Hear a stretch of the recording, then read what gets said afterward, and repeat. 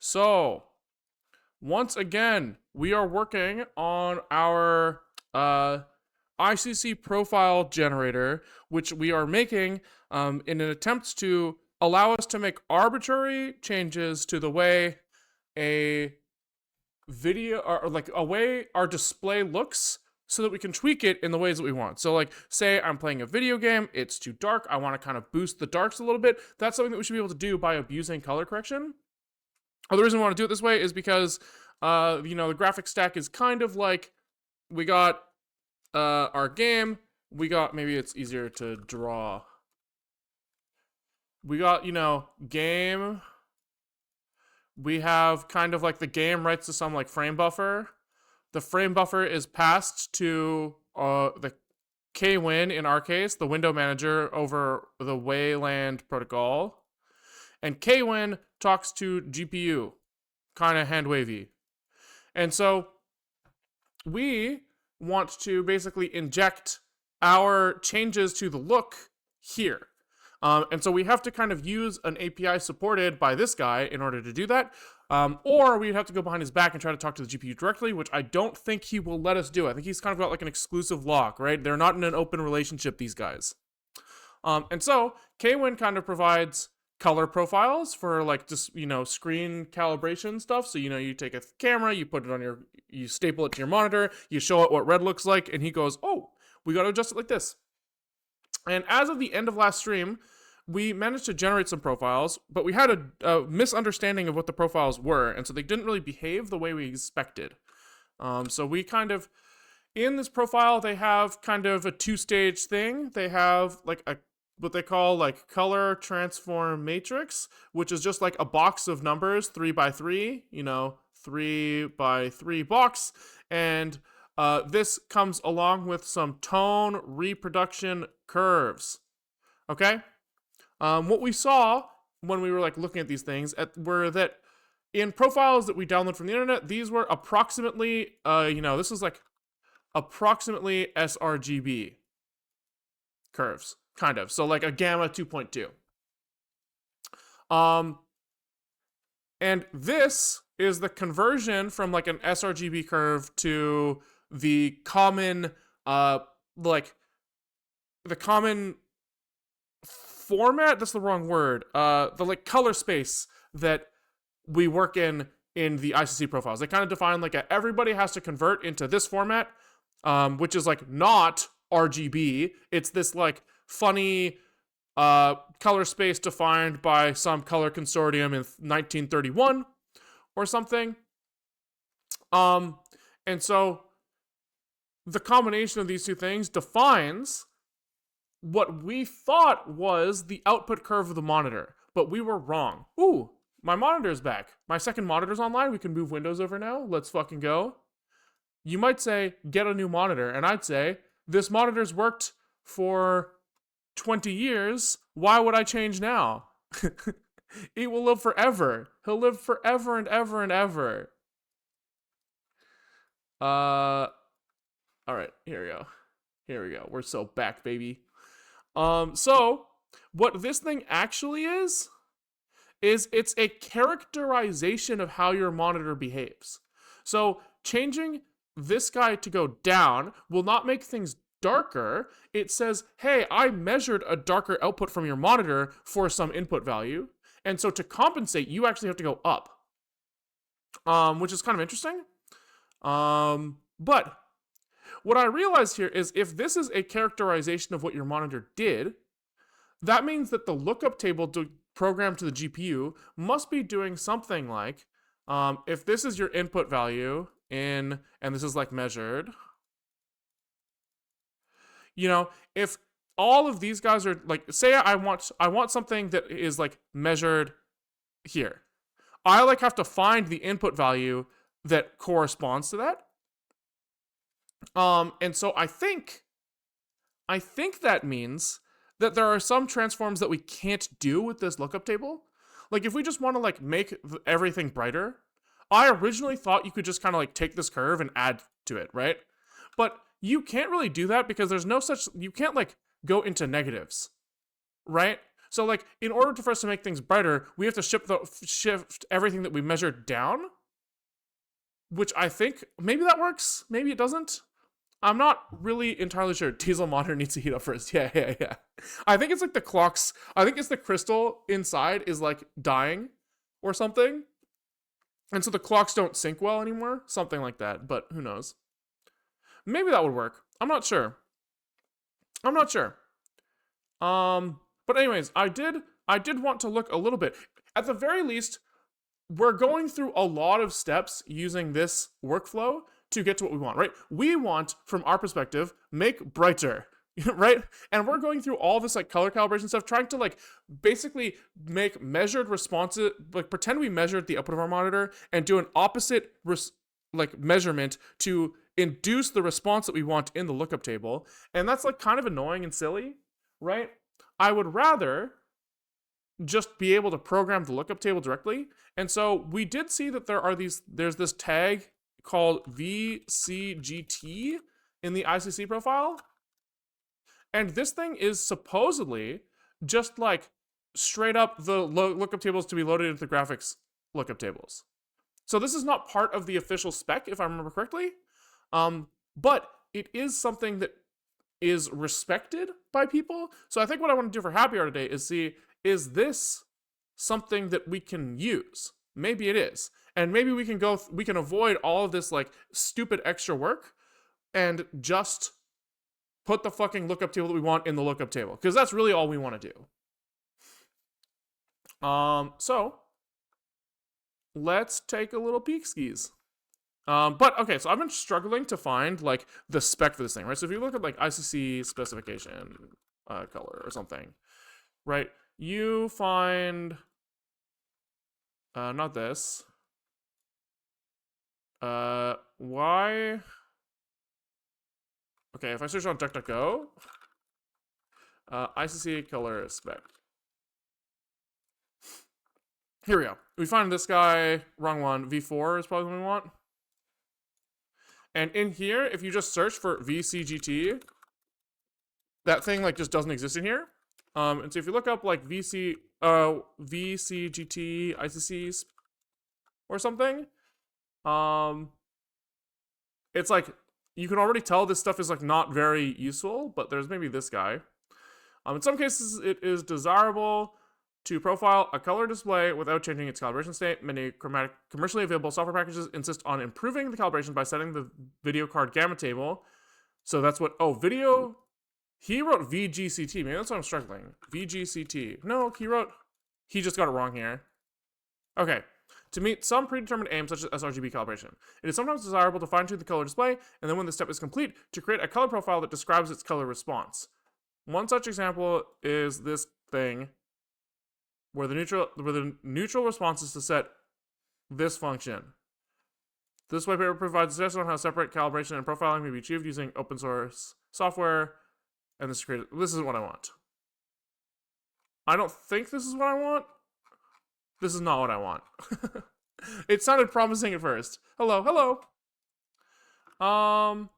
So like it's weird to me that like if I search this stuff, I don't get like a spec anywhere for like what that data is. You know what I mean? That seems kind of weird. Like somebody must define this thing, or maybe it's only defined in code and we're fucked. So maybe we can go back into like KWin or MPV and try to see if they load those things. I don't see anything in MPV. What about KWin?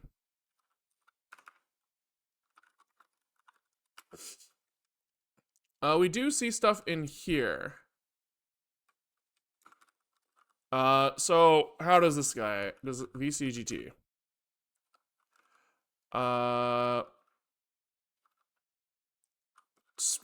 So this is he reads this thing from a CMS tone curve. Okay, wait, so is this the same as the music is especially choppy today? I love it. God damn it, dude. That's so frustrating. Okay, we gotta fix this, because people have been complaining about this a lot, and I don't know how to fucking make it so that I can hear what you're hearing. Maybe, here, hold on. Maybe I do something like shove monitor of OBS audio here. Spotify is going... Oh, wait. We fixed this yesterday by doing this, I thought.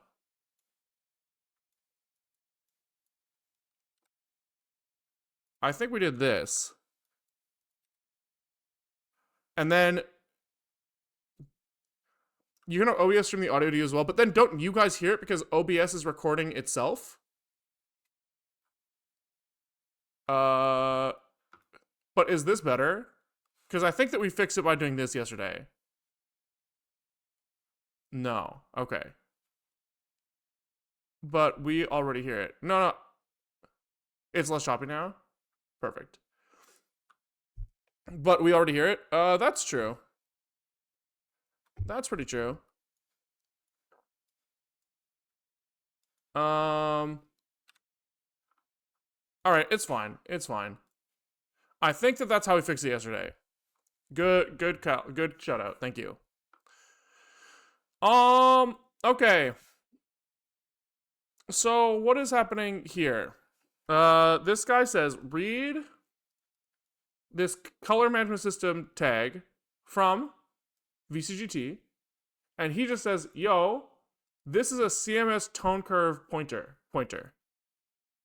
Apparently. Okay. Is this the same thing he does with, like, tone curves? Or, like, what is it called? RTRC? Or it would be, fuck. Okay, hold on.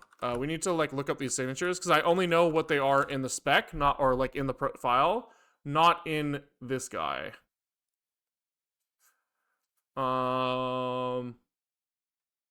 Red colorant tag, probably. Yeah. So this is...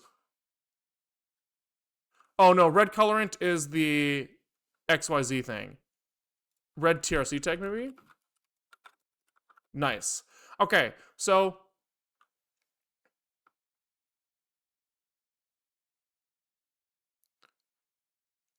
This is the second stream where I can't hear the music, but other people can. Maybe it's just really quiet. I feel like I'm sound blind. Maybe they're just cranking it. Okay. So, what am I looking at here? So here, when we say read tag, red TRC tag, he gets a CMS tone curve pointer. Versus with the VCGT, he gets a double pointer, but to the same type. So that's a clue. However, I bet that this is doing some, like, shit under the hood. So maybe we look up this thing. I think this was coming from LMS2. So can we look up the LMS2 library? Little CMS, and maybe we see what this guy's doing. Maybe.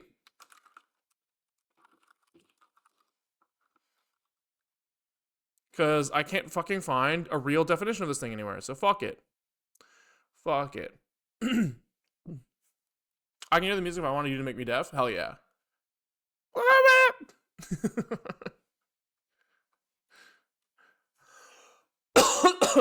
All right. Please hurry up, sir. Sir. Faster. There we go. All you have to do is ask nicely. Okay. So, we have this guy. CMS SIG VCGT tag.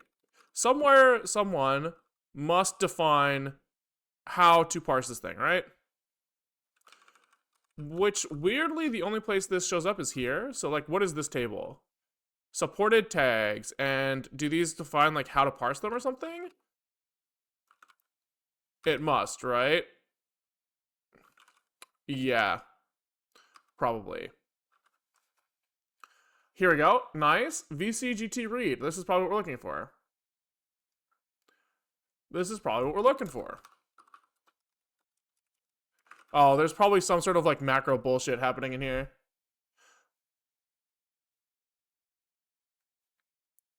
This is the part where I say that if I change my headphones, I can barely hear the music. Where, as opposed to my external speakers where the music is louder than Mr. Streamer's voice. Interesting. Interesting. I mean, it is pretty quiet to me too. Like, I would say like it's maybe like if I am talking a lot, like, or am thinking hard, the music like disappears to me. It's like very, it's supposed to be like very background, but it's hard for me to tell because what you guys hear is like very, like, I can only see like visually, you know? But I mean, that's like, that feels like it should be pretty loud or like audible at least, you know? I would think. But what do you know? What do you know? What do I know? Okay. So it looks like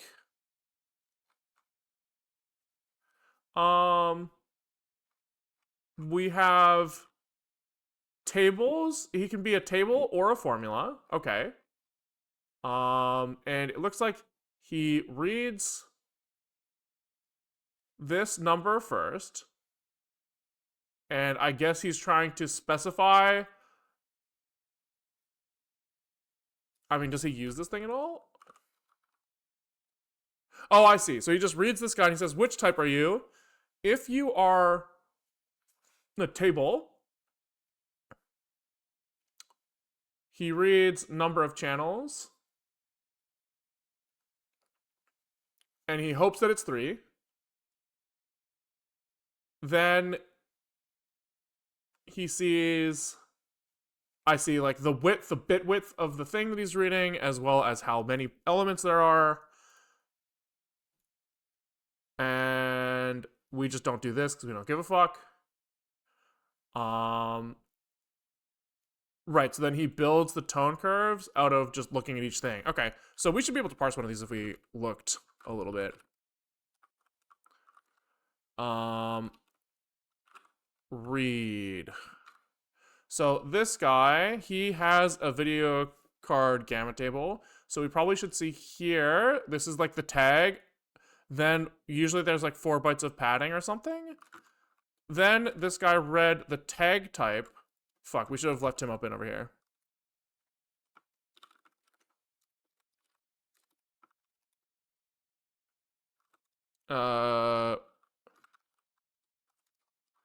CMS, SIG, VCT. There was like a type thing in here? Yeah. This, we searched for this, and then it showed up here. Okay, so then he reads the uint32, right? So 4 bytes here, then a uint32, so 1, 2, 3, 4, 1, 2, 3, 4. Which, wait, what? No, hold on, I must have got something wrong here. 1, 2, 3, 4, 1, 2, 3, 4, 1, 2, 3, 4, 1, 2, 3, 4. Okay, so this is the tag type, which surely is incorrect. Although this stuff looks like tag data, so maybe?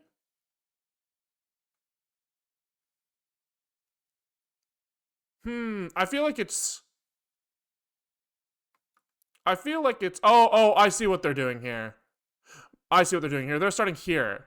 So they're reading these bytes as the tag type. So it's probably padding. First 4 bytes here is tag type. Then this is the next bit, which is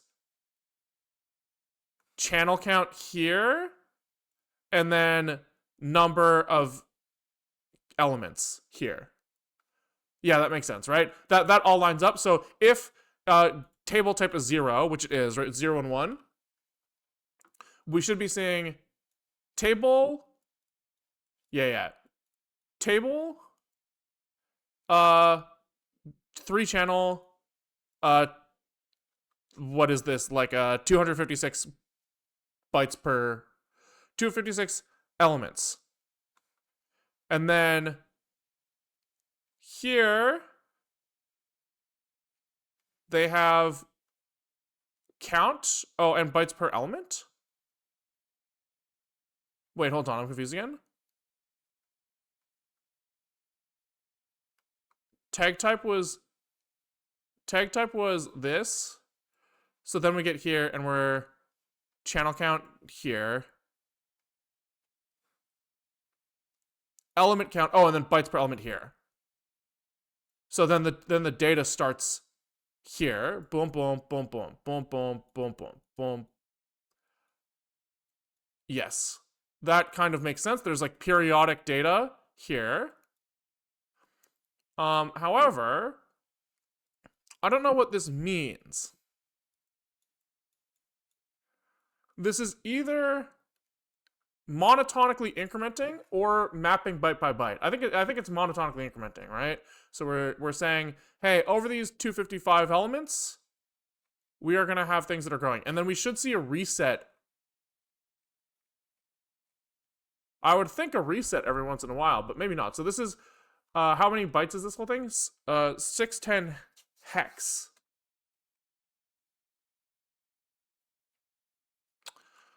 I'm confused. Okay, so for 0 to 3, he says, build tabulated tone curve. So depending on the byte depth, which we have is 2,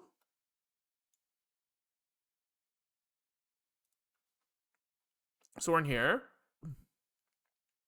He is reading a uint 16 array of this many elements.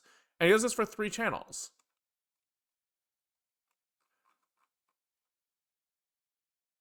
So how come it looks like we only have 1 channel here? Maybe our number of channels was 1? No, our number of channels is 3.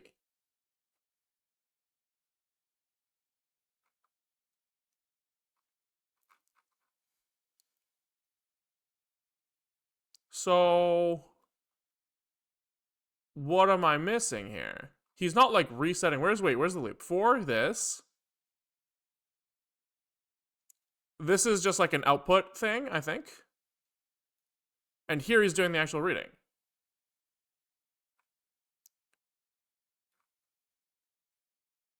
Yeah, I'm confused. Okay, let's do the math on this, I guess. So we should be seeing 255 bytes, 3 channels. No, 255 times 2 times 3. 255, because there's 256, I guess, elements, times 2 bytes, times 3 channels. So this should be 1536, which in hex is 600. So I just missed the resets. Yeah, there's a reset here. Yeah, I just can't see. So one's here at 410. And then another one at 210 here. Nice. Nice. Okay. And then, so we should be able to parse this thing and look at it. Yeah. I guess we probably can. Because I want to see what is in these in the profiles we have as examples. Because supposedly, these are going to get programmed directly on the GPU instead of... So maybe this should be like the inverse of the tone reproduction curve? Maybe? Maybe.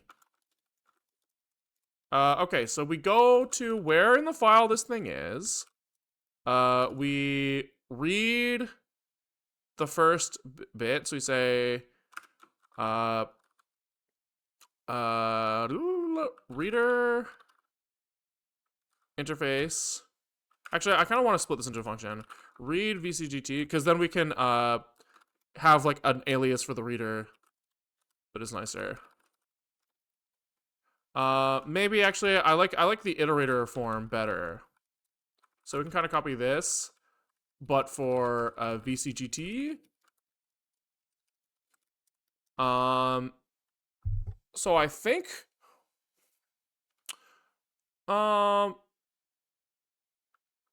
yeah, how do we do this? So we parse this thing in stages, right? We're generating 3 curves out of this thing. So at the very least, he has to look at this thing and then take the first thing and then say VCGT, and then discard, and then he wants to take a U16 here. And this is the tag type. And here we assert for now that tag type is 0, because we only support table lookup for now. And really, asserting here is wrong. I guess we'll say if this is not equal to 0, return error unimplemented. Okay. And then we are on, I guess we need to say how many channels there are, right? I think that's what we saw. It was tag type here, channels here, elements per channel. Okay. I think it was U32, right? I think it was. Elements per channel. And then it was bytes per LM like this. Okay.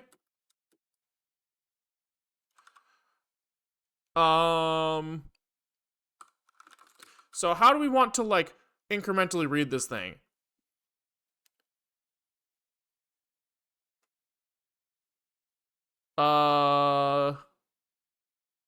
You could do like an iterator that just is kind of flat and outputs the channel ID with each element. You could also hold the channel ID inside the iterator and you check that thing however whenever you want. You could also flag changes to the channel ID, so you just every once in a while say like, boom, new channel, and then output values. Or you could have your top level next output a new iterator for that channel, which I don't really like that much because the reader has to be like incremented for that to like succeed. Right? You can't like output an iterator then skip it easily. You kind of have to like consume the bytes from it. So let's do something like one of the other ones. I do kind of feel like just shoving current channel in here is fine. And then channel LM index here. We'll put like this. And then we store all this shit, right? Num channels. LMs per channel. Bytes per LM. And here, I guess we actually won't store this. We'll just say if bytes per LM is not equal to, return error unimplemented. With like, whatever, it's fine. It's fine. And then here we return num channels like this. We have LMs per channel like this. And then current channel is 0, and channel LM index is also equal to 0. And so as we read now,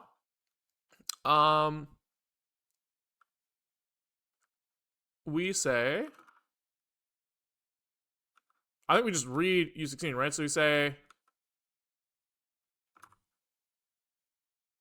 I guess all this can be U16 actually. Okay, so if self current channel is equal to self, this needs to be a VCGT thing, num channels, return null, we're done, right? If self elms per channel, I guess it's kind of like this. If self channel element index is greater than or equal to this, current channel gets incremented.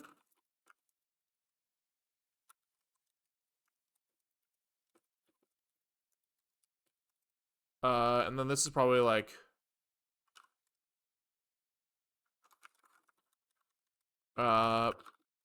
continue, and we also have to reset LM's channel element index equals 0 here. Nice. So this is our kind of like exit condition stuff all handled. And then it's defer, I guess it's like, yeah, self current channel or current channel element index plus equals 1. And we do a read now of the element. So just like return r read int take int u16 big. Yeah, okay, I think that's kind of it. So now we should be able to be like var iterator is try VCGT point iterator init with reader. And then we say while it read from reader interface, we have elem. And I think we try to parse this thing, right? So this is just like a little U16. So we probably have some sort of VGCT out.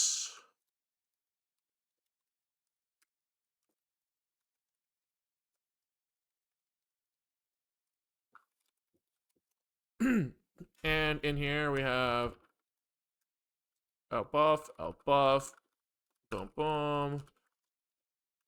And I guess we have like here we have like an array list of maybe we have like vowels is 3 array lists or something of U16s. And we initialize these all with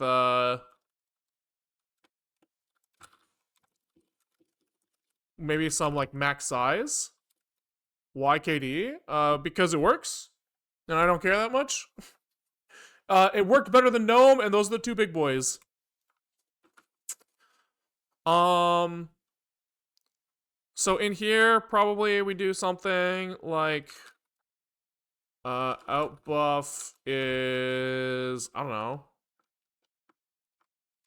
256 times 3 U16s or something. And then we'll say like we have, you know, the red channel goes into actually we can do this. We can just do this actually. We have outbuff like this and we read yeah,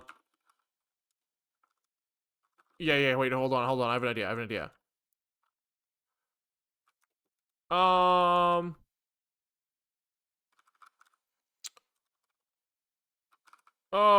hold on. We can get there. We'll do it like this. So this result has channel. We'll actually return it. Elem like index and elem like this. This is easier. This will make working with this thing easier, so fuck it. This becomes defer here, and then this is like this. Elem is this. Elem index is self channel. Elem index, which I spelled both of these words wrong. And then we have channel index is the channel index. Easy. And now here we can say outbuff at channel index. We're trying to store like RGB or something. So this is going to be elem index times 3 plus channel index is equal to elem. Perfect.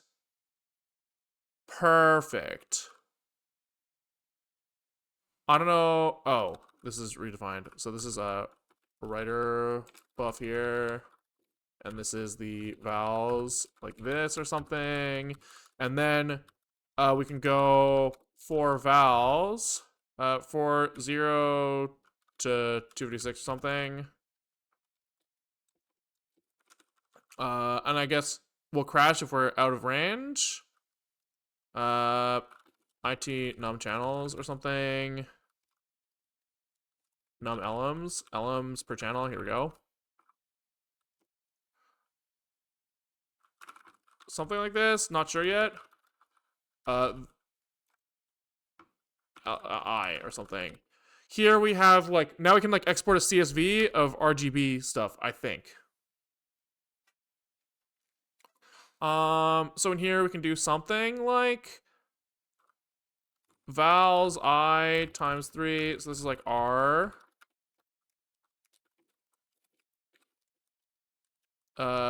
G is this plus 1, and B is this plus 2. Easy peasy.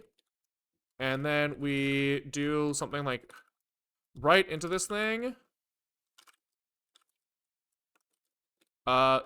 RGB. There we go. I think we got there. Maybe. There's gonna be... Wow, that actually fucking compiled and ran. That's shocking. Holy shit. First try, baby! That's actually fucking crazy. That is actually insane. We wrote so much code there. I forgot to write VCGT writer interface flush. I did forget that. But the fact that that kind of worked is insane. Okay. I want to look at... I probably don't have this. Nick Shell, Libre, Office. I want to see how the VCGT tables compare to the tone curve tables. Because if I understand correctly, they should be like almost inverted, or... So my new understanding of the tone curve table is it looks like this, and this is like measured output of monitor, right? And if the monitor is trying to display sRGB content, and our data is sRGB content, then you would expect that the adjustment that the video card needs to make to each of these values as it goes in, it should be like 0, right? Because it's getting our sRGB content and it's trying to make sRGB content.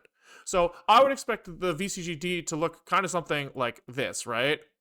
But that's obviously not what we're seeing, right? Because we look at this thing, and this is very much like, at the very least, monotonically increasing. So I don't understand something. Maybe it's trying to look like this, right? Because maybe for 0, you output 0. And then maybe there's like a little bit of noise this way. Maybe. Both of those would make sense. If this thing is curved, I don't fucking get it. You know?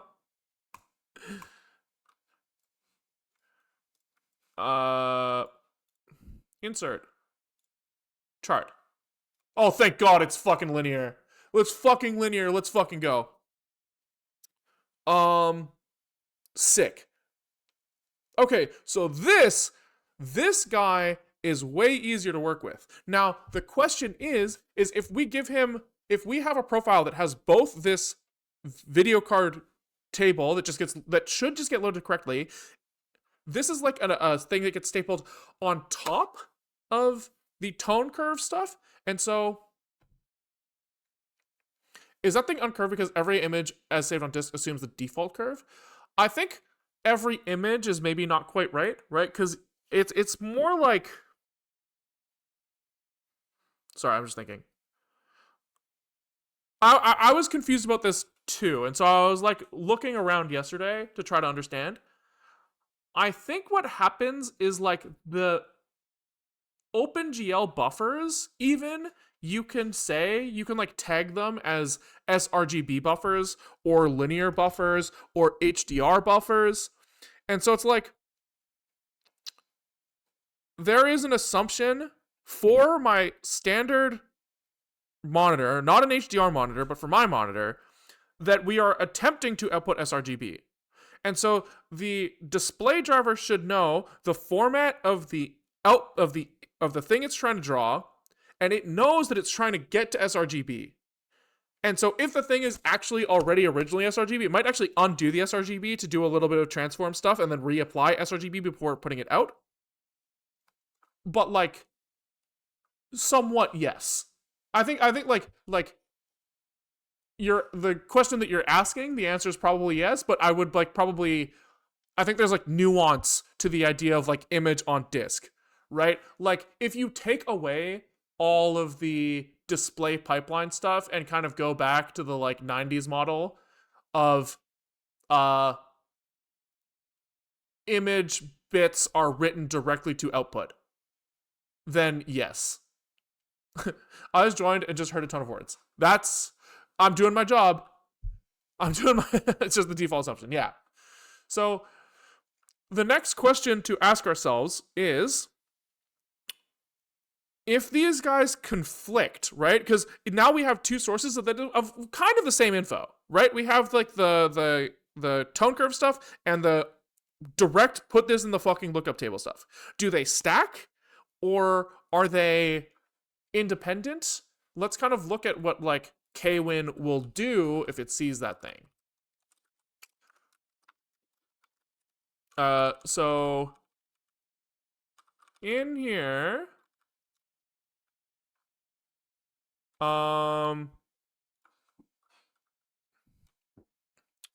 okay, so if I remember correctly, this ICC profile, we end up with this guy holds this inverse EOTF. We found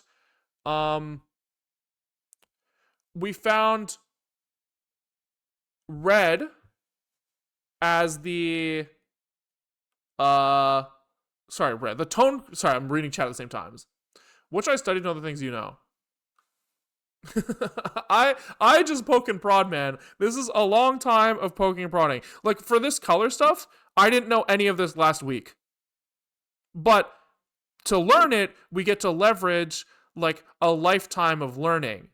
So we kind of have like I kind of like always say that I have like the tool belt, right? There's like a bunch of stuff in the tool belt and we put more things in the tool belt by learning more things. And so now as you learn more things, you have like new tools to kind of extract information based off of previous things you've learned. And so like my thing is always just try to learn more stuff. But like when you're asking like what, I'm like, I don't know, I just like computers and programming and I have a lot of questions. So I like try to make a lot of stuff that answers my questions. And that's how I get to wherever I am, which who knows if that's like a good point. Like I'm not going to argue yes or no there, right? I don't have a job right now by choice, but like I don't think I'm necessarily making like good career decisions, right? But I'm making decisions that make me happy. So there's something there. What the fuck were we doing? So yeah, we have this inverse transfer function as well as the VCGT. And the question is when we have both of these, what happens? Right? So this guy's somewhere, I think we saw it in like DRM output last time we were looking in this area. This guy was the guy in charge of applying this stuff. Yeah, so here,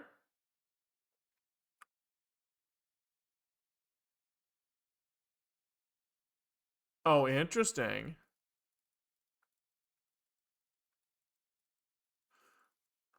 So he does seem to double up. He does seem to double up. Unless this replaces. And we like you and that's more important than money. I have always said validation is more important than money. And I've been saying that. That's like kind of a joke. But it is. I bet you everyone on this website thinks that. Like if they're being honest with themselves. Like like there's a certain personality type that just like, I love it when people look at me and clap, you know, like, and I definitely have that. I was telling on New Year's, my friend, somebody was saying at this party that they were like, my dog opened a can of dog food with their teeth. And we're all like, there's no fucking way. No fucking way. And then as proof, my friend hands me this can. He's like, look, Mick can't open this with his teeth. And I just like try for 15 minutes. Right? It's like whatever that is like the same thing, right? I'm just like, I'm gonna bite through this can because my friends think it'll be funny. I don't give a fuck that it's gonna fuck up my teeth. And like, Mick can't open this teeth. Yeah, and that's proof that the dog couldn't do it. And I tried. Don't worry. I'll get him to try. Yeah. Okay, so the question is this a replacement? What is color pipeline here? Color pipeline is probably a color pipeline if you think about it. Add 1D what? Okay, so it does double up. I bet dogs can't open beer with their teeth. Yeah.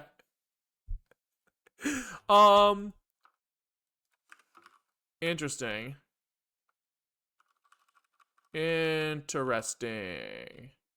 Okay, so we can test this somehow. Like Grey Hatter suggested earlier, is we could add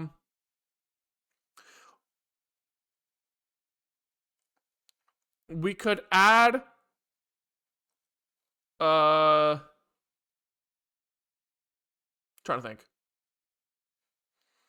Like, you could, like, test something differently in the red and blue channels and then just kind of see what happens with your eyeballs. But I'm trying to think of what that test is.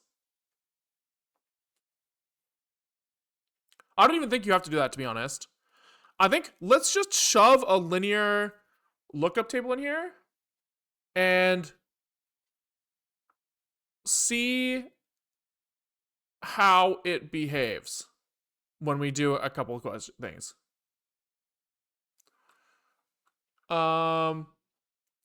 Bring a can that you've perforated the lid on top by holding the can open horizontally instead of vertically. Then use your teeth to finish the job. Dude, people who cut cans horizontally instead of vertically are insane. I don't know what is wrong with those people. It's crazy. Okay. Yeah, let's generate one of these VCGTs. Fuck it.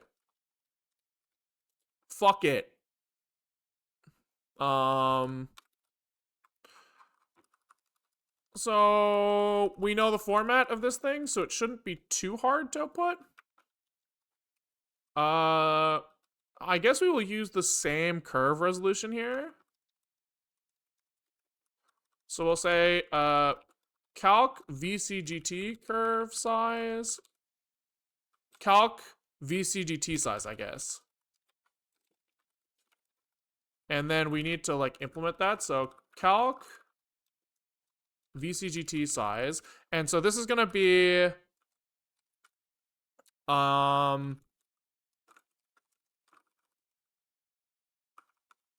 it's hold on.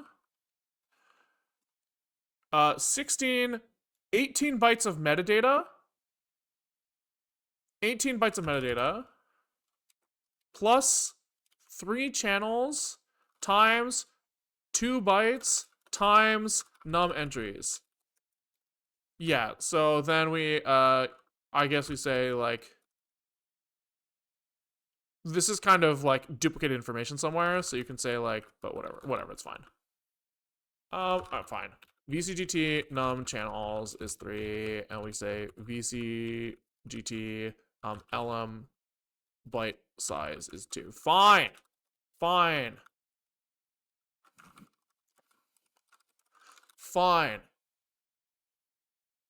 You know the people who pour milk then cereal? Dude, yeah, I agree. Those people are also psychotic. The whole point of having cereal is that you get to like pour the milk into it. It's like, that's the funnest part. That's the best part. Okay. So here we write out VCGT, then we add some null bytes, and then what was the rest in here? Null bytes, and then it was the curve type. Write int u32 0 big, and we'll just say 0. I guess this is VCGT type tone. VCGT type tone curve or something. Curve. What was it in the other guy? Gamma table versus gamma formula.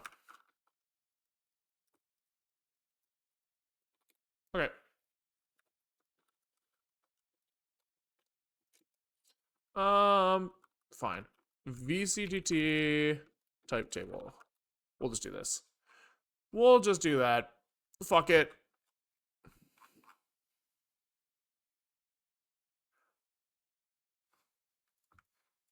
I do milk first. That part's already crazy, but then you say I heat it up in the microwave and then put the cereal. That's insane. That's crazy. Kind of awesome, but crazy. VCGT type table. I did when I was a kid. I would leave my cereal out in the morning and then eat it when I got home because I liked the warm milk. Which is disgusting, but I did it. Okay, so then we write VCGT num channels, right? I think that's the order. And then it was LM byte size, right? So this is 4, 8, 12, 14, 16. I feel like we're missing something.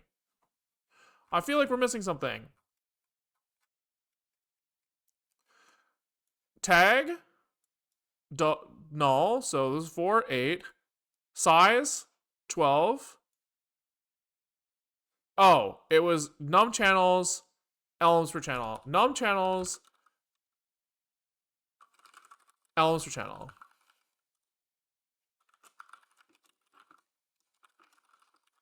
Which is curve res here.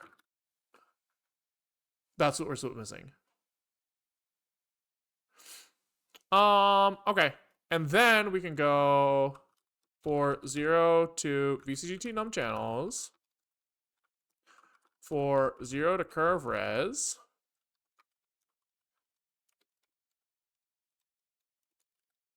We are writing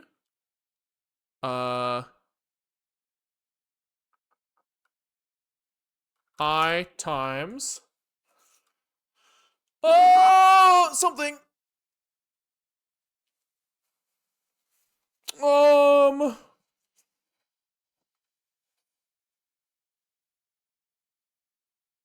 Dude, am I brain farting? We're trying to get from 0 to curve res into the range of 0 to U16 max, probably, right? Probably like that. So it's literally just I times U16 max over curve res. And then this is writer interface write int U16 int cast of this. This is U size math. All right. And then read. Can we now read out.icc and just double check that it's kind of working the same? And then can we look at the LibreOffice of the VCGT that we output and make sure that it looks right? So this is a much lower resolution thing than we had before, but we should still see a linear thing here. Perfect. Perfect. And so we're kind of assuming here that if I run MPV with and like look at this thing, so we use our output profile here.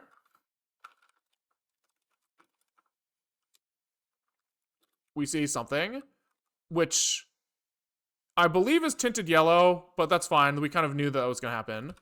And then in here, I go back in here and let's just like let's literally like clamp this motherfucker when we're outputting it, right? So we'll just say, here we can do something like, we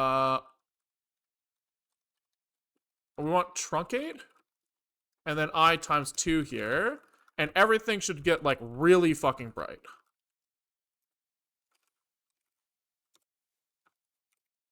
Which did not happen. So at the very least, MPV is not respecting this. However, we can also check kwin. You guys won't be able to see this. But I just want to see what happens really quick if I try to use this guy. What the fuck did I just do? I feel like I changed something. by mistake by scrolling somewhere that I shouldn't have. Work. Oh, wait, I didn't want to truncate. I want clamp. I want to clamp. Hold on, hold on.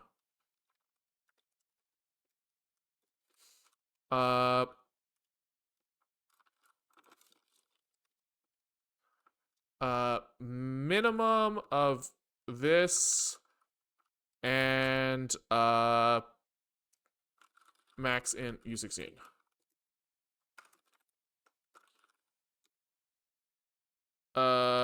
Expected 1 argument, found 2.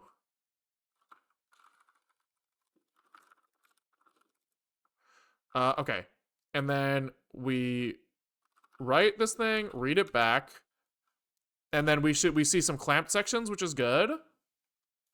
And then MPV this thing again. Yeah, he's definitely not loaded. He's definitely not doing it. But if I then shove this into my system settings somewhere, does it look fucked up for me? That's the really big question. Open. Work. What is this thing called? Color adjustment or something? Alright, let's fucking see it. Yeah, I mean, so for me, this is all super blown out.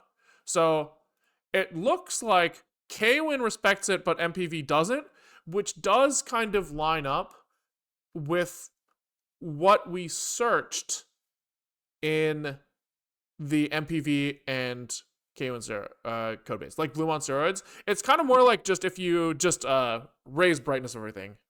It just looks fucked. Okay, so this leaves us with a decision. So we can use the video card. Oh, well, one more question, actually. One more question is, where is this applied?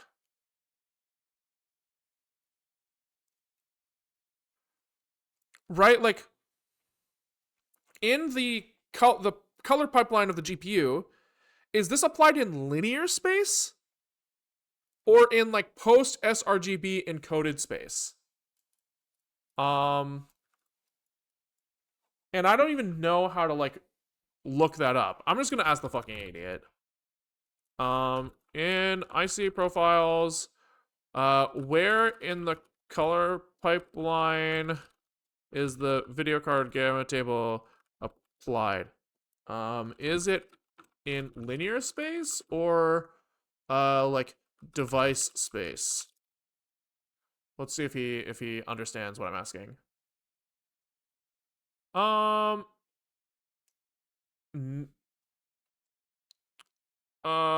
So normal between blah blah blah blah. Interesting. So this means, like, there's a chance that we would want to apply, like, because the device output space is, I guess that makes sense, actually, right? So you have, like, device output space is supposed to look like this in terms of what? I don't even know what these axes are.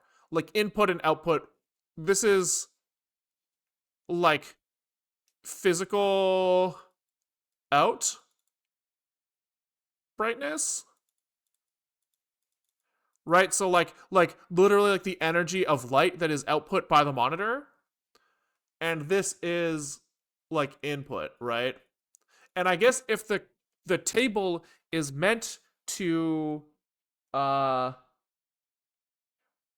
it's meant to adjust such that if, like, you know, this value right here is a little bit too dark, he can kind of bump it up. Like, working in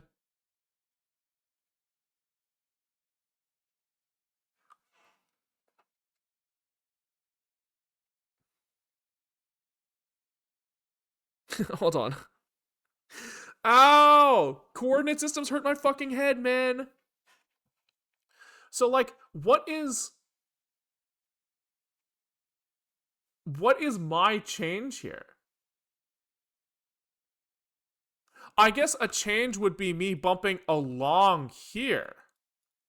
Yeah. I'm not moving up and down in physical brightness space. I can move left and right in input space. Right, so if this is too dark, I kind of find the point on here that I want to bump it to and I move it over that way.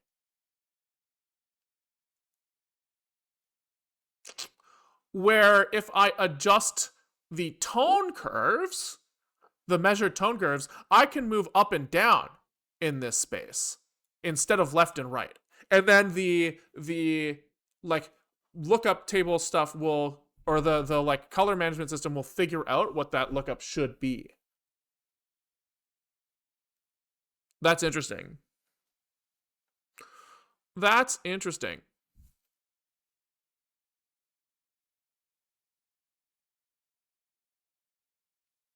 Okay. Um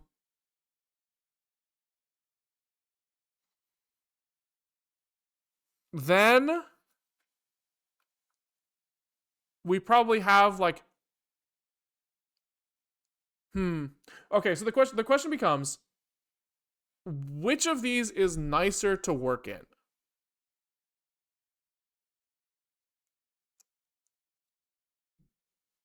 Which of these is nicer to work in?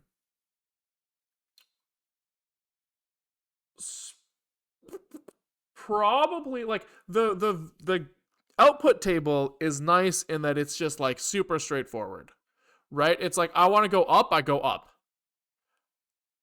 Now, if I want to apply a gamma curve to that thing, I think I can just apply that curve in the input space. So I guess, yeah.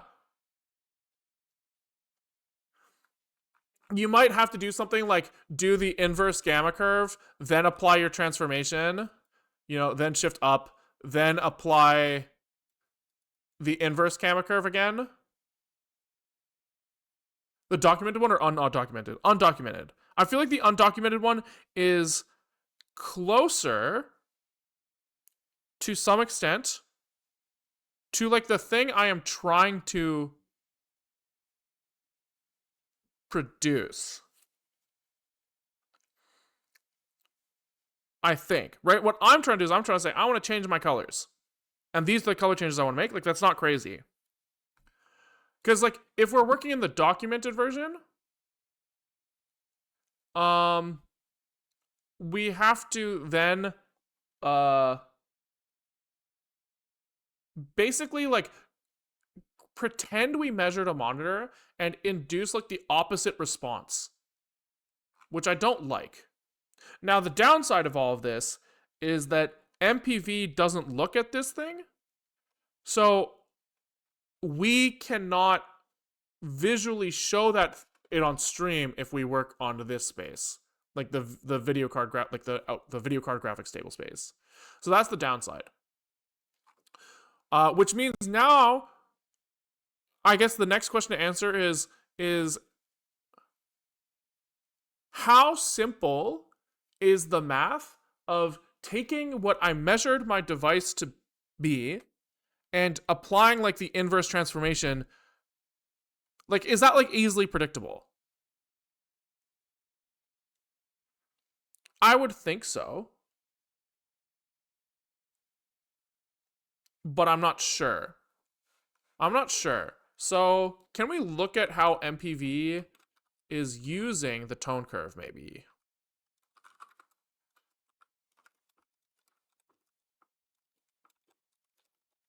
What is it? It's like TRC tag or something? Red TRC or something? I forget what we searched before to find it in the CMS stuff. Red TRC. I could have sworn. Yeah, we have SIG red TRC,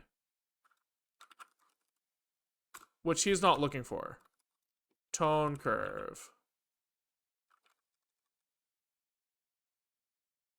Hmm.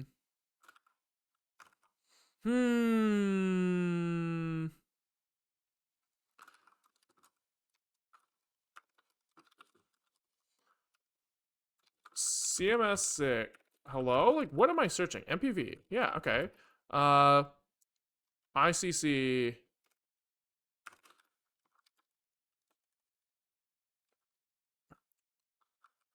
Like, I feel like we saw this somewhere the other day.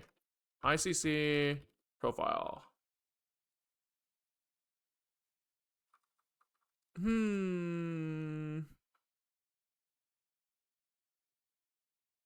Yeah, this seems familiar.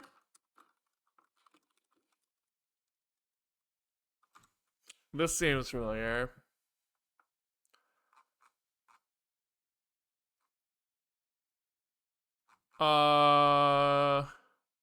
Get lookup table 3D. This sounds familiar as well. Okay.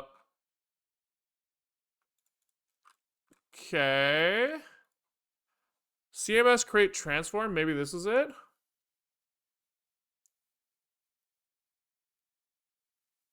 No, this is from video profile. Oh, interesting. Oh, interesting. So they kind of they look at the profile of the video and they look at the profile of the output and they create a transform to go between them and then they iterate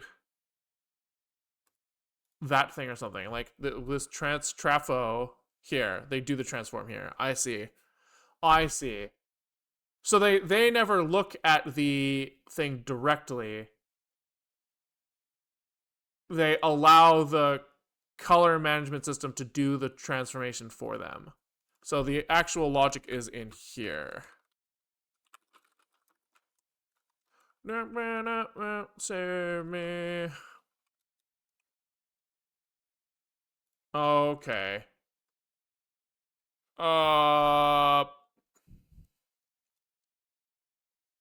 Jesus Christ. Shoot me. Oh boy. Ow, ow, ow, ow, ow, ow, ow, ow, ow, ow, ow, ow, ow, ow, ow. It's too much. Is that MPV? This is the library MPV is using under the hood. So in MPV, they just say like, do color space conversion. And then all of the logic is in little CMS2 or whatever, LCMS2. Ow is exactly how I feel about that. Yeah.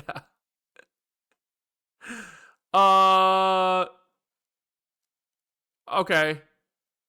So the question is do I want to actually think about this?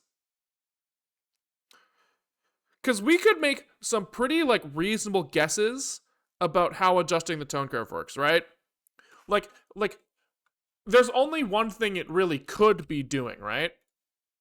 So if like we have like a desired response curve of this, right? And we measured this, right? What it's going to do is it's going to say at this point, actually output this value, right? So he's like, for this input, go forwards until you find the same point vertically and use that instead, right? That's going to be like the only thing he can do. So that makes me think that it should be predictable how this will behave, right? So if we just do all of our all of our operations in the x-axis, we know that it will have to do the inverse operation, right? Any like an x movement, like if we take this curve and we move it one to the right but keep the same shape,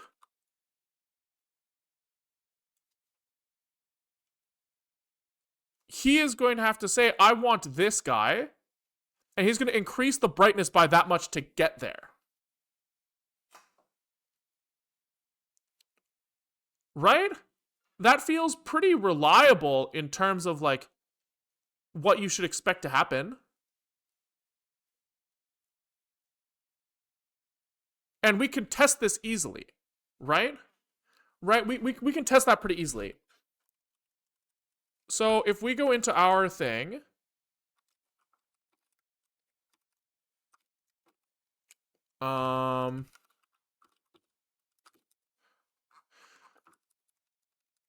and we say, when we generate our tone curves, first of all, the curve you're expressing is the vector required to get the color you want. I think that is true. Okay, so let's say we have like 2.2 gamma. If I understand correctly, brightness is y, not x. Kind of. So I think that this is just like, oopsies, what did I just do? This is just like extremely confusing, right? So the x value here is offset to the right makes it darker. This curve is measured, monitor, response. Right? So in here, the y-axis is like physical brightness. And on the x-axis is like input value, right? So yes, so if we offset to the right, which is this kind of the same as offsetting down, it means that we measured that our monitor is darker than intended, which means that the input value, to adjust for that, we need to make every value brighter. And how much we make it brighter is whatever the input value change would have to be to make the physical brightness the same. This is the curve to fix for the measurement. No. So my understanding yes, that's what we thought yesterday. But as far as I understand, I will admit this is a lot of talking to ChatGPT because I found it hard to like find the information I wanted in the spec. But my understanding now is that everything was behaving backwards from how we expect it to behave because of the fact that the curve is the measurement, not the fix. So you're saying this is the curve to fix for the measurement is the inverse curve. And I'm saying, no, we have the inverse curve. And not just like the inverse curve, we just have the curve, right? And so like this curve should approximately also equal the lookup table to some extent, right? Like the sRGB lookup table should approximately equal the curve. I think that's wrong, but I'm excited to find out if I'm right or not. Well, okay, we can easily prove this, right? That's what we can just keep going with the simple proof, right? So, oops, we lost our zig. Yes, we're in the wrong window. Okay. So we can generate a profile and MPV open this thing. Right, so this is kind of what it looks like with our current base profile, which is wrong. We know it's wrong. We didn't quite finish everything yesterday, but this is what it looks like originally. And now we can say, everywhere we have I, we do I plus 0.1. So for each point, no, I minus 0.1 shifts the curve to the right. Right, like, so for I0, we pretend we're I negative 1, so we have to clamp this thing. So this is going to be like max of this and 0. Then at 1, we will be taking the value of 0, which shifts the curve to the right. Yeah, that makes sense. That makes sense. So if we do this and we run MPV again, oopsies.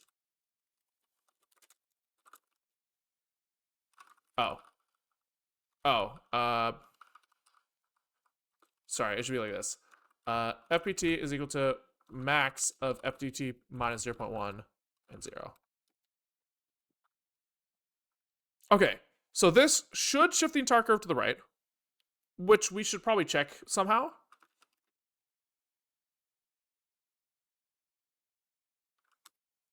Which we can do by LibreOfficing the CSV we got out of this thing. And we should see kind of like chart. We need both, I guess, huh? So if we compare, hold on, we'll move rtsc.csv to new CSV, and then we will do the old version before,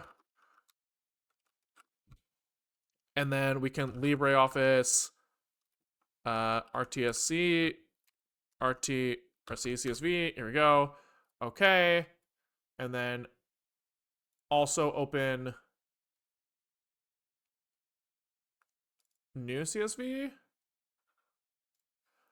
And we should see that if we take this curve, this is the new one on the right.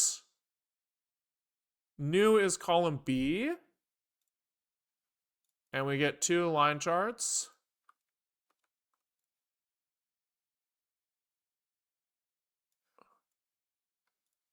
They're too close together to notice. Okay.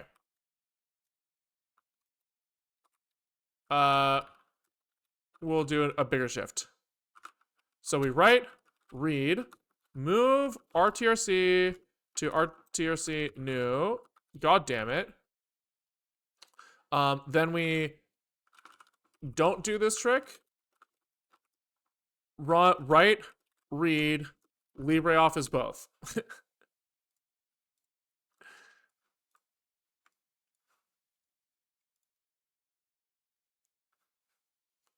I might have got it backwards because I'm a fucking idiot. Everything's so fucking hard. So this was rtrc new CSV. Boom. Cut, paste,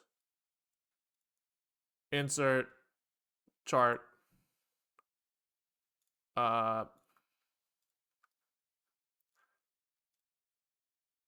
this is line, 2 lines like this, maybe?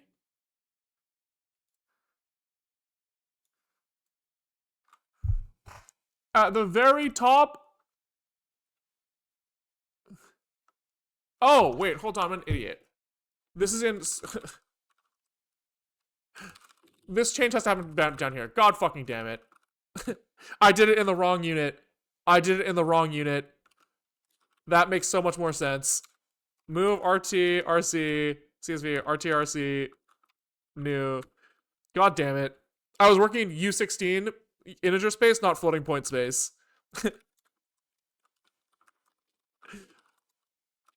Right. Read LibreOffice. Okay, please God, please. So this is old, new will be column B. There we go. That looks way more fucking sane. And we insert chart. And yeah, so this is like a mega shift right? We're kind of that seems kind of right. I mean, the gap is too big, but we can kind of do like this instead. Zig right out ICC. Move RTSC to RTRC old.csv. You're right. Read. And then LibreOffice. God damn it. Everything's so hard. You're adjusting input. That's intentional. So you're adjusting the input. You're not adjusting the gamma for the input. Yeah, I'm trying to shift the graph to the right, which I believe is just like an x-1 type shit. But I don't fucking know, man. So this is old. Old is original. We're trying to see a minor right shift. That's all I want for this thing. That's all I want. That's all I fucking want. Which I believe this is. It looks like... No, why is the gap growing? I don't like this. I don't like this. I was trying to do just like a constant right shift, which does not look right at all. So what am I doing wrong here?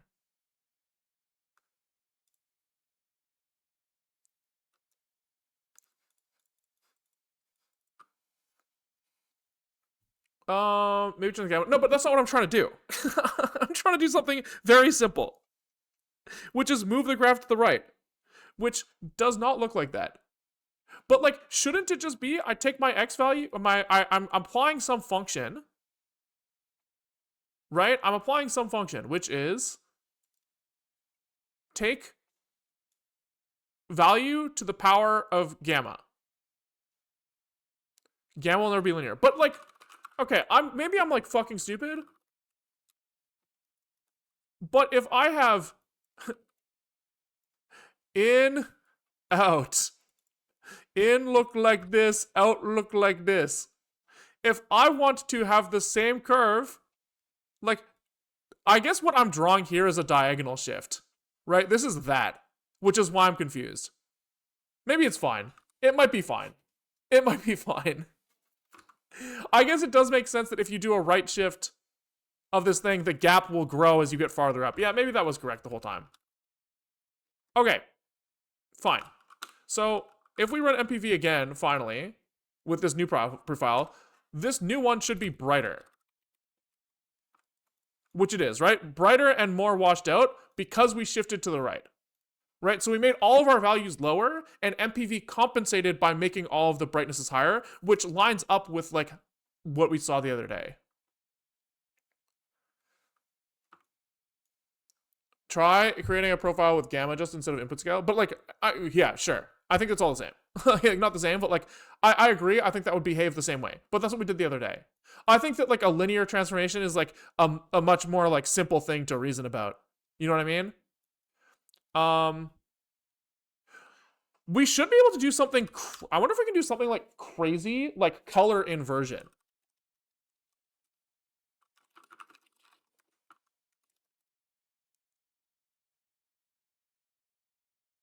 I wonder what happens if we do that. I don't like. I bet you. I wouldn't be shocked if the math just falls over here on the other side. But it would be kind of fun if it worked. It does not work. Maybe it does. I don't really know if... Maybe that's right. The whole thing's really dark and it all gets really light.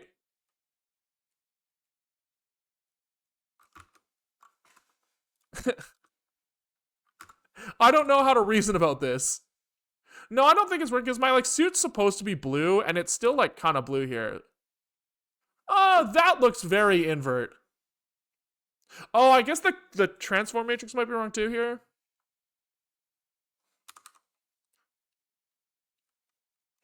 I mean, I also wouldn't be surprised if the math just like falls over. Okay, so what if we wanted to do something like... I want to apply a gamma curve to this thing, right? So I want to say we start with the default curve, which we assume should be the sRGB curve. Probably, right? So we kind of have like default curve is equal to sRGB. Then we have desired change is in linear space gamma 1.1 or something, right? So gamma 1.0 would be like the same. We want to like just slightly boost things, right? Make the darks a little bit brighter. How would you go about that? I need to draw. Gamma 1.1 is darker. Sorry, yeah, you're right. 0.9. You're right. You're right. I want to make it a little bit brighter. So we have this. So it feels like somehow we want to go from this to this. Right? We want to go from this to this, and then we want to maybe apply something that makes it look a little like this, and then go back to this, right? Like basically the same original curve, but a little darker, I guess, right? So this is inverse sRGB. This is our transform. And then this is just sRGB again, right? For linear, don't use exponentials of gamma equals 1. I'm saying like maybe we want, I'm saying like we want to apply an additional gamma correction here. So gamma like 0.9 or something. Have you ever used anything like a data color spider pro or for color correction or anything like that? Nope. I don't know what the fuck I'm doing. But yeah, I think that makes sense. And in reality, we are not starting with some measurement. So we skip this. We skip this. So it's literally just our transform to sRGB. But we need the inverse of our transform, actually.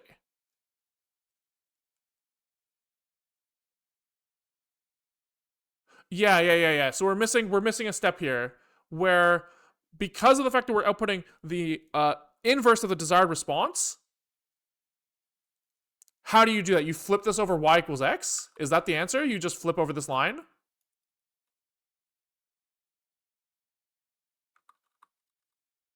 It must be something like that, right? And how do you do that? You just flip the axes, right? So you just use y as the input instead of x? That sounds right to me. Okay.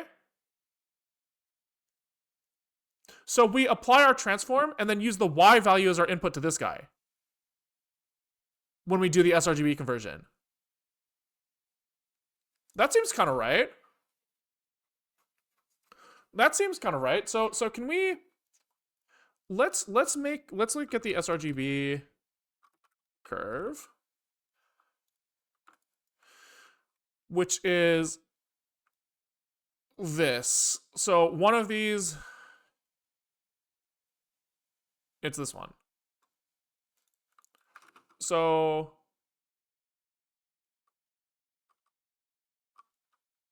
we go like this.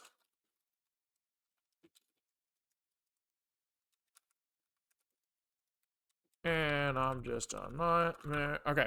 So here we're going, we'll do it in floating point space because that's just easier for me for now. And so it's if less than 0.04045,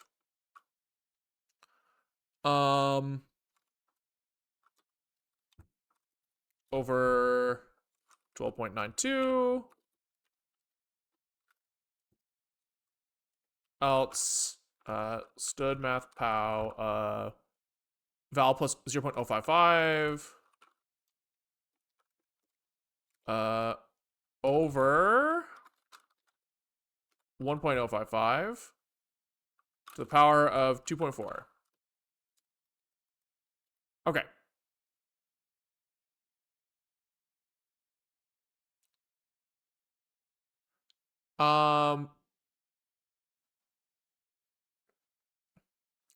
Flipping around the x, y is the same as inverting function. So for power function, it would be x to the power of a to x to the power of 1 over a. Yeah, I think that's reasonable to like explain it that way. However, I think for the purposes of like how my brain works and how I want to like structure this program, I want to like apply my transformations in like the space that makes sense and then just do the flip at the end.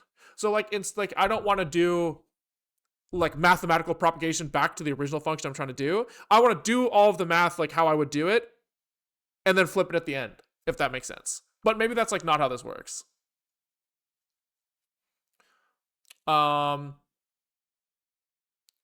Yeah. So, but I don't really know. Okay, so what am I trying to do? I'm trying to like create some function that does this. And then I'm trying to plug in the y value from this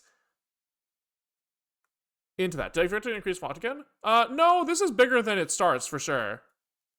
Like, this is default.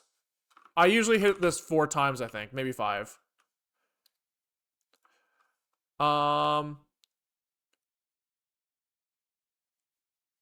Right, so I guess what I'm doing is instead of putting in the X value in this, I'm trying to put the Y value of the sRGB curve into this. Is that true? Hold on. So we have...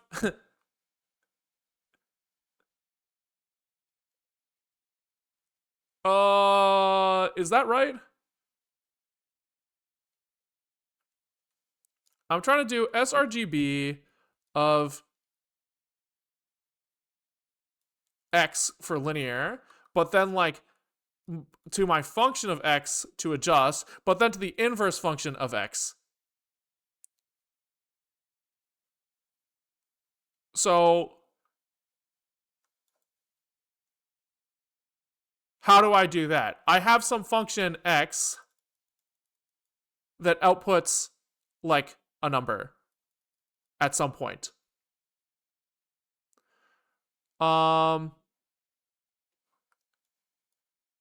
Now, I guess the only way to do this like super generically without like writing it all down is like you have to do like some sort of like search for this, which doesn't make sense. So we could just write down the output. And then you like write down the points in the Y value. That doesn't make sense either. So maybe we do have to do the mathematical version like you said. That might be the answer. I'm reformed. I agree, you're right. I just have to invert the function. Okay, fine.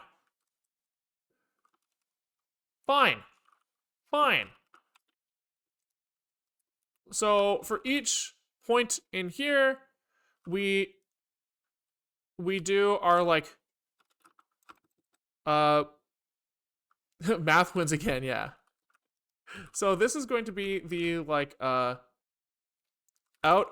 xf, right? The floating point version of x. Maybe we'll call this xf or something. Then I guess it's like xf goes through some transformation here, which is like our like transform,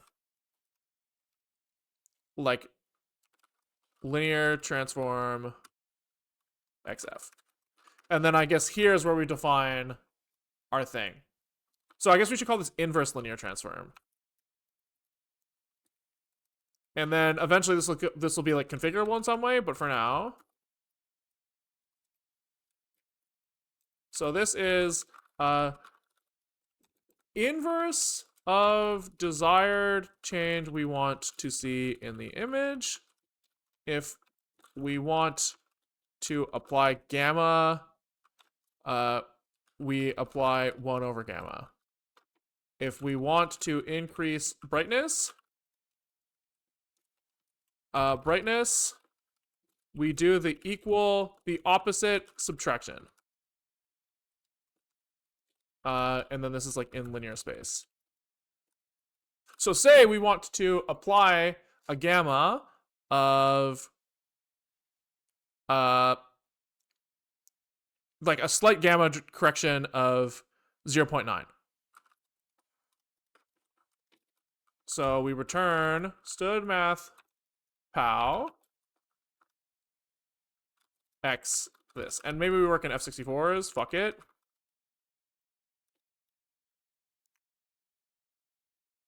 And then we want to make it, you know, actually we'll just start like this. We'll figure out how to like configure it later, and then we can start doing more shit if we want.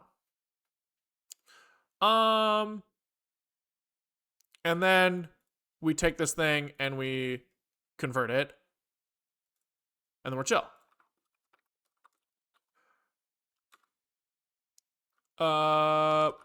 He's mad because I divided 1 in 1 over 0.9.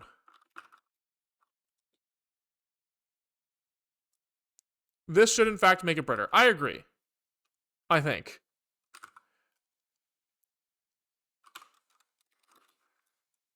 We need our baseline. Okay, so let's start configuring this. We're gonna add gamma here. So if we're in write mode, we get here.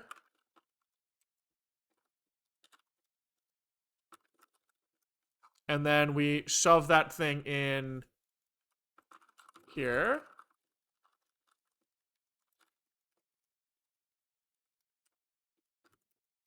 Like this. Which means that our gamma equals wherever. This is a string, so we need to do like this. Gamma is std math std format parse float.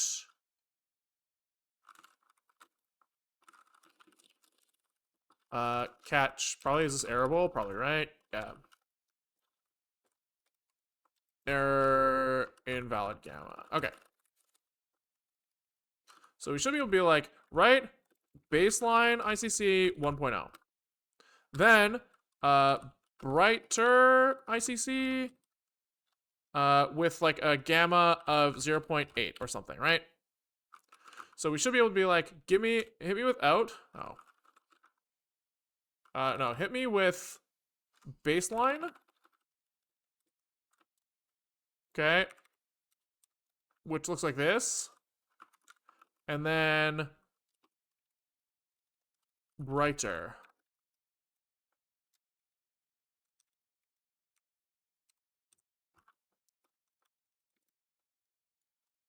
Which is, in fact, brighter. Look at this. Darks. You can, like, start to see the edge of his backpack now. Let's fucking go. Let's fucking go. Maybe include gamma in the file name. Yeah, for now, I don't give a fuck. We'll just regenerate them on, like, when we need to. Cool. Wait, that's fucking sick. That's fucking sick. I think that we have our inverse transforms fucked up, by the way, so we have to fix that. But it does kind of seem like we can kind of apply whatever we want. So if we want to get even brighter, we could do like bright offs, right? And after we apply this, we can also do like a minus bright offset. And we can say we have brightness as well, right?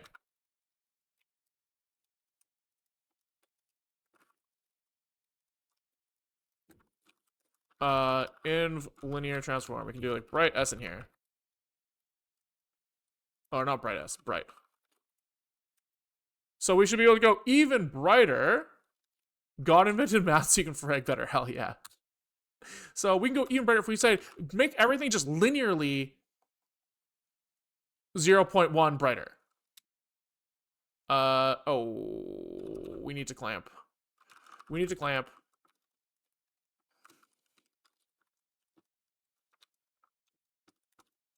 Like this. Okay. So we go brighter. Oh, fuck. Brighter should be 0, and then even brighter should be 0.1. Okay. So we should be able to play brighter. And then even brighter. Okay, yeah. You can definitely tell what's happened here, right? So here we applied gamma change, right? And then here we just did washed out everything, right? So we just, instead of trying to like curve it where our brights and darks stay the same, we literally just took everything and pushed it up. And I mean, this is behaving as expected, which is pretty fucking sick, man. Let's fucking go. Let's fucking go. So if we wanted to increase contrast, what does contrast change looks like? You have your linear. If you want to increase contrast, you kind of do this, I think. Right? So you kind of make it so that like the darks and the brights cap out earlier. So, or is it the other way? I can't remember. I think it's like this. So this is a like if you want like contrast of, let's say that we want like this space to add up to some number, 0.1 and 0.1 here.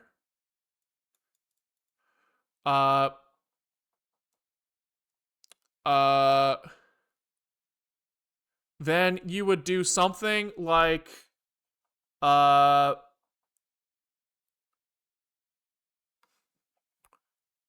I'm thinking. So there's a 0.2 something. So you want to multiply probably by like x equals x times,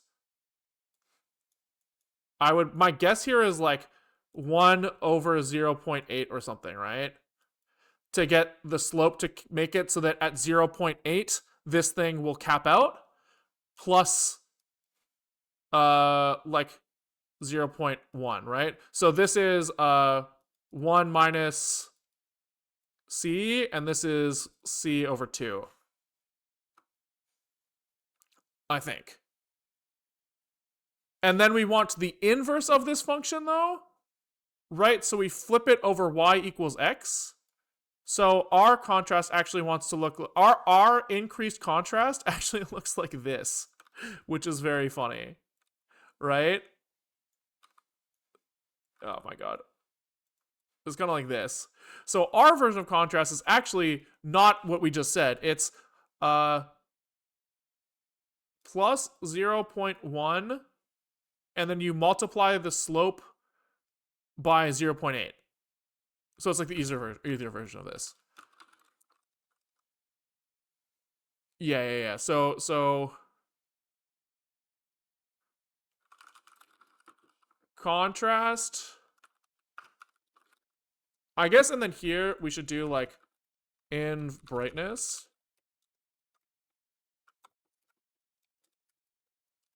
Because this is actually going to be like a set of transformations, right? So it's like val.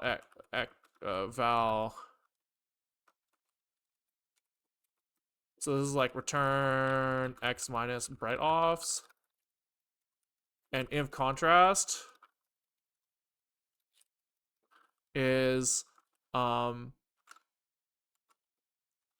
contrast increase, I guess, is going to be like x plus contrast increase over 2, and then we also apply x times 1 minus contrast increase, right? And then we probably clamp here as well. But that shouldn't happen. But this guy definitely has to be clamped. And then just remember to do brightness to last. So yeah, so now our guy becomes we have inverse gamma as well. So this is this part. So then we have return inv gamma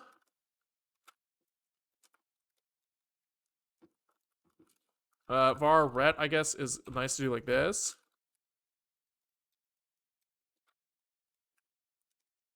And then we have ret equals inv contrast,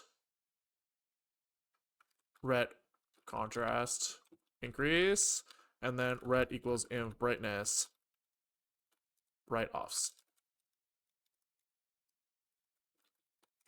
I like this. I like this. This is starting to feel like we have something that might actually fucking work.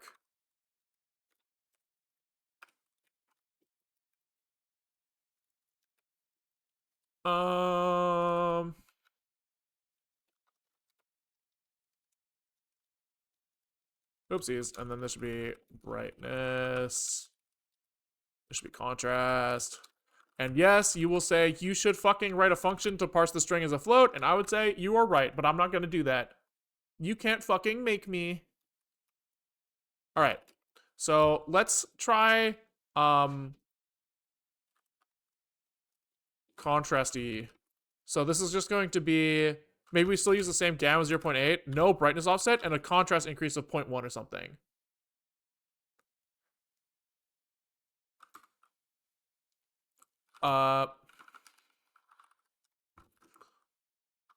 Oops, 0.01.0. What the fuck is he pissed about?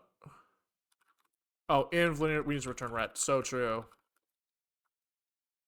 Okay, so now if we, is this MPV over here? It is. So we have baseline. That's this guy. And then we have, what was it? We called it like contrasty or something? Yeah.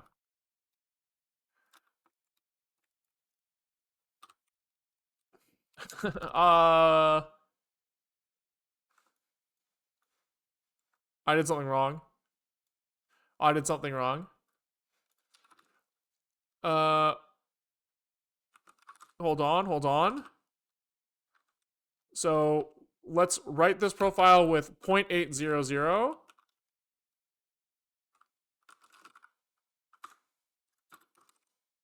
Oh, right, because the I forgot the gamma was already. So we're actually should be saying brighter. So we should write brighter is 0.800 and contrasty is 0.80.1 or something.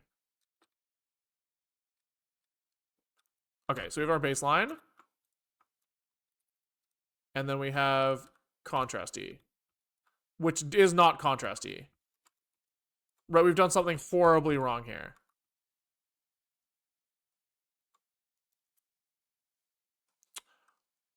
Interesting.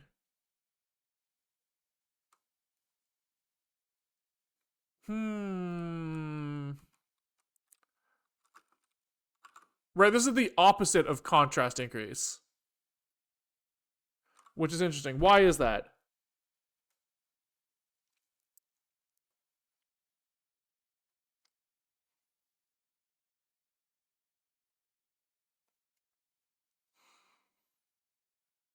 Why is that?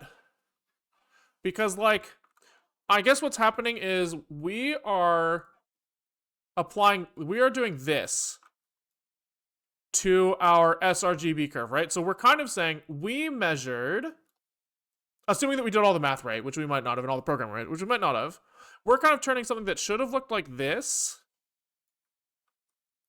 right, into something that looks like this.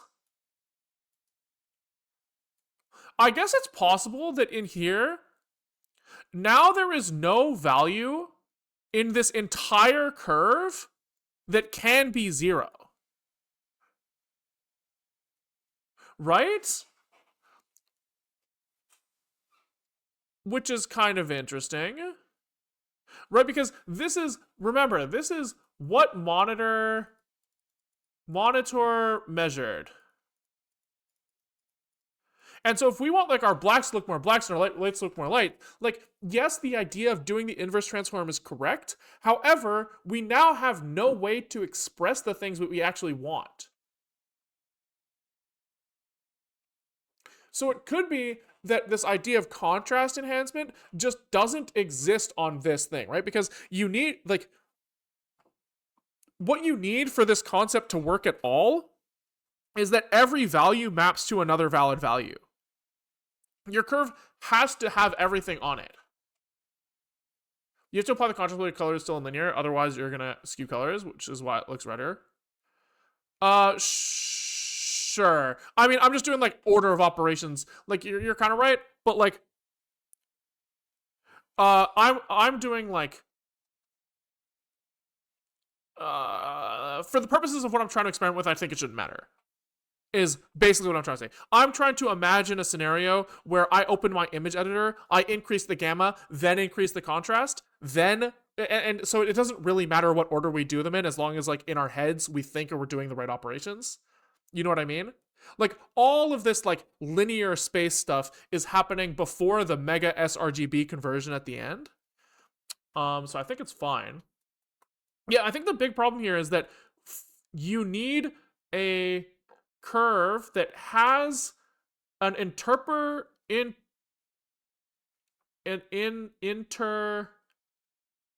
interpretable. No, what's the word for interpolation?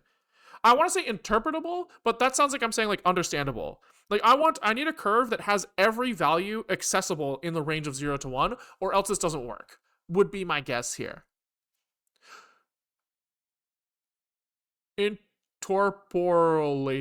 Yeah, maybe. Interpolated. Yeah. So there's interpolated value. Which is interesting. Which means that you can't do everything here. Like, I wonder if the only thing you can really do is gamma. I guess you can still have arbitrary curves, which is nice, right? Like, because something that I wanted to preserve the ability to do is have some sort of like piecewise function, right? So like maybe like we want to do something like this, right? Where like the blacks, we like really increase the blacks, and then the rest is like linear, which is essentially like basically like a fucked up gamma curve. So there's a good chance that the only thing we ever want to do in here is gamma, which is funny. Interesting.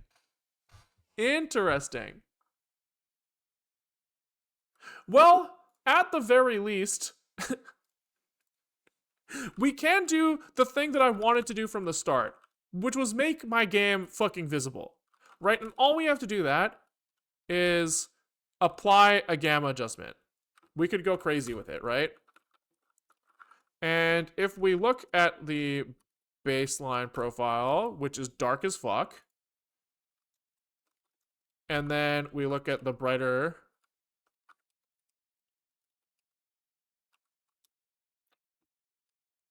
like, we do in fact see that this is like much more playable, right? This is like a thing that I can see and understand. This is like, what the fuck am I even looking at? So, like, oh my god, look at the difference here. Here you can see like fucking everything. Here you can't see anything. Which is crazy. So, there's definitely something here. I have to think about this more, I think. I think that like we've proven to some extent that our understanding of this thing is reasonable. I just don't know what to do with that information now. Because in the reality, the nice thing to be able to do would just be to fucking program the lookup table directly. And it's just like something that we can't do. And so I have to probably think about what my goals are for this thing. If it's more than just gamma.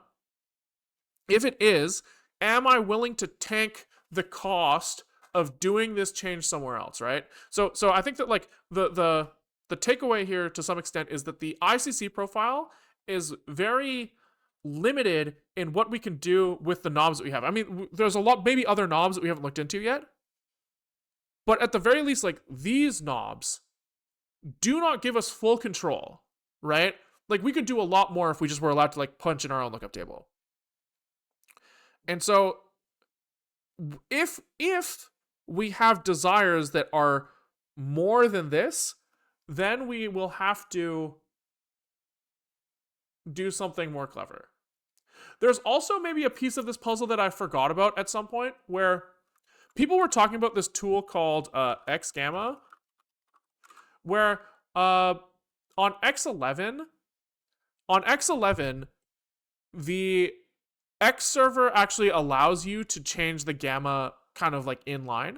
And I initially wrote that off because I was like, well, we're not using X11, but it could be that like this whole program could be running in X Wayland, in which case maybe this whole project is fucking useless, right? If we get to the point where the only thing that I can do is gamma adjustment, and this tool already exists, and it works, then like this whole thing's useless. But like there's other things that you can do in like the NVIDIA console that I might want to do as well. Like things like digital vibrance, right? Which I think is just a fancy way of saying saturation, I think, where you make like the colors kind of stand out more from each other. I think that you also can't do with the tools that we have right now, right? You can do that with a 3D lookup table because like to do saturation increase, you basically have to like you kind of have to get the vector of like where you are on the color wheel, hand wavy, right? If this is kind of like like you have hue, saturation, value is one way to like interpret colors, which you can kind of interpret as it's kind of like the RGB cube rotated and projected on its side. But what you eventually see is you kind of see like a wheel. Here, can we like bullet HSV color wheel? Color picker. I think if I type the right thing, DuckDuckGo will just give it to me. Here. This is not really what I want, but maybe this is like an okay view. No.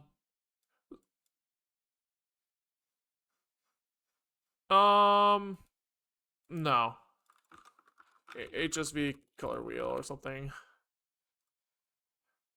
I want the wheel. I want the wheel. Give me the fucking wheel. Here, this is what I'm looking for. This thing. Whatever. We don't have to, it doesn't have to be perfect. Where am I? So like to do like digital vibrance increase, you kind of have to go like, this is not right what I want either, actually. This is also not the thing I'm looking for, by the way. I'm looking more for, oh my god. Cancel. I'm looking more for this one. Fuck off. Fuck off. Fuck off. Fuck off. Fuck off. I'm looking for this one where it's like, it's kind of white in the middle. There we go.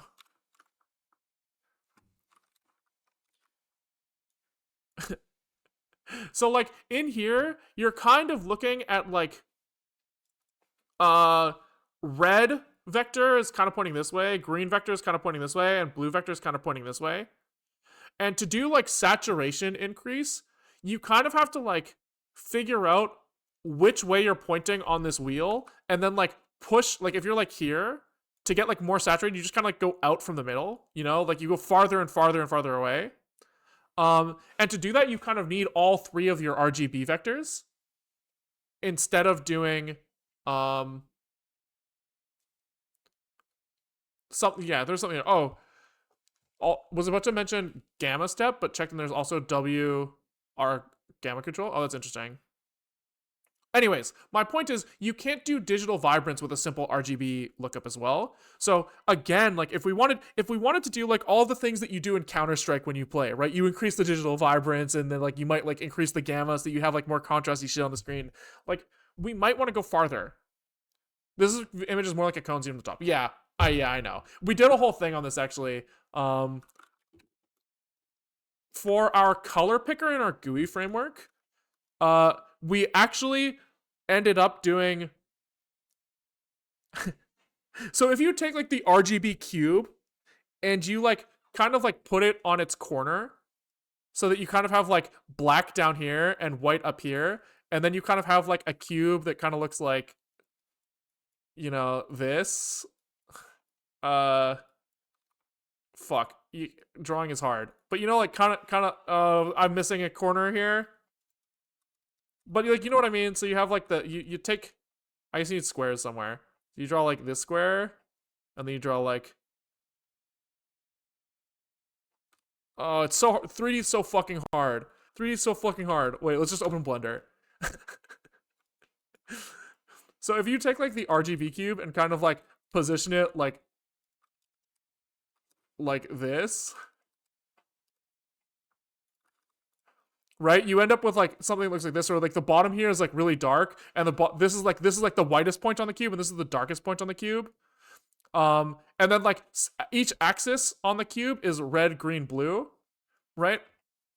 So like this would be like the most red point, this would be like the most green point, and this would be like the most blue point.